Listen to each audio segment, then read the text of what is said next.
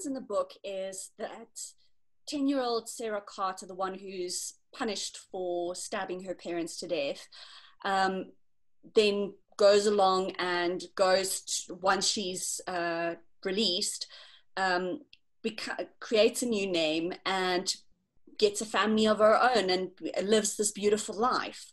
And then the press, as happened in your inspiration, finds out where she is and who she is. And I was wondering, as someone, I think you were a former journalist as well, how you feel about something like that. Is that story in the public interest? Did the press treat Catherine Allen as she becomes fairly? Or is that something where we should step back as journalists and say, no, this isn't right? I think it's a really interesting question. And I've debated this many times with kind of old colleagues and friends and people who sit on very opposite sides of the fence. I mean, I think most journalists, I know you're a journalist too, have their line in the sand. You know, they have their line that they won't cross. I think it depends on the circumstances. I think, you know, there was a case here where somebody's identity was revealed and it was through a slip up on a radio interview, and then it was instantly in the public domain. And I think as soon as kind of something is in the public domain, unfortunately it does become fair game for journalists, for newspapers to report on. I do think that there is such a thing as kind of empathy and compassion. And I know, for example, that in the case of Mary Bell, actually my own publishers a long time ago were publishing a book about her and her experiences that she was cooperating with, and she was found during that time, and that actually her community, who didn't know who she was but then were informed of it, rallied round her and supported her and offered their kind of you know, their warmth and belonging, I suppose. And yeah, I mean, I find myself often in these situations where I'm torn, where I think about it as a journalist. I sometimes think that probably I sit on the side of uncovering the story, but as a human being, I sit on the opposing side, which is if she is rehabilitated into society, that she has served her time, that she has, you know, as she has done everything that she should have done, and everybody is safe and no one's in danger, then people should be able to kind of live their lives quietly. But unfortunately, that's rarely the case, I think. Sure. Catherine Allen doesn't tell her family who she really is until it threatens to spill over into the media.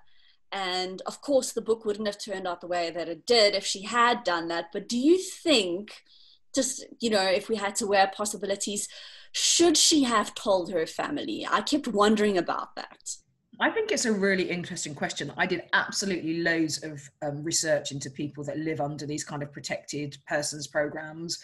And it was kind of, you know, it was a real even split actually into people who felt comfortable and confident enough to confide in their loved ones. Because once you have told someone, you know, your darkest secret about your past, you can't undo that. Like, there's no going back from that. And they have to either accept you for that if they love you, or, you know, they don't. But if they don't, they then distance themselves from you. And that's another person who knows who you are and what you've done. I think it's a really kind of, I think that probably for me, if I'm talking about it from a personal point of view, I'd find it really difficult to live a lie. I think I would want to have all the cards on the table.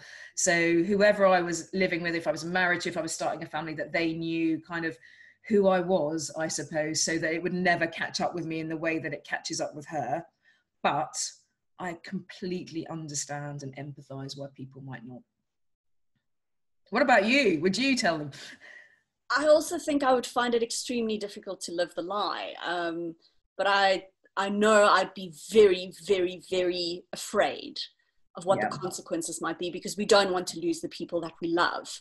But I think, and as I think, as Catherine uncovers, is that actually people are more upset, outraged at not knowing the truth from the start, because then you feel like you've lived a lie, you know, that your marriage, that your family, that everything has been built on something that isn't true. But it's a really difficult situation. Luckily, I'm not in it. Yeah, me either. In case anyone thinks I'm speaking from experience, that's what I was just going to say.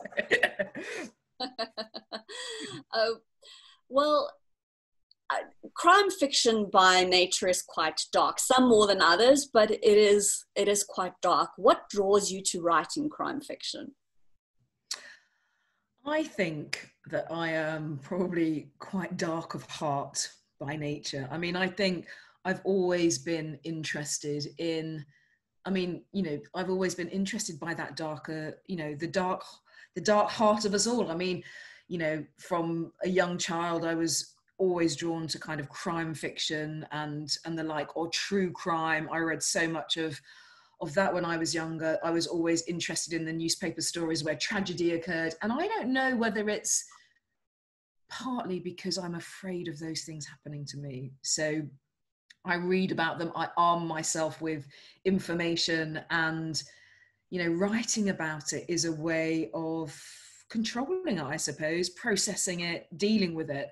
You know, and I mean, even as a kind of journalist, I suppose, being a news reporter before I was a showbiz reporter, you know, you're exposed to so much of the darker side of humanity. And I suppose it's always what I read, it was always what I was drawn to, and it seemed the most natural thing in the world to write it, I guess.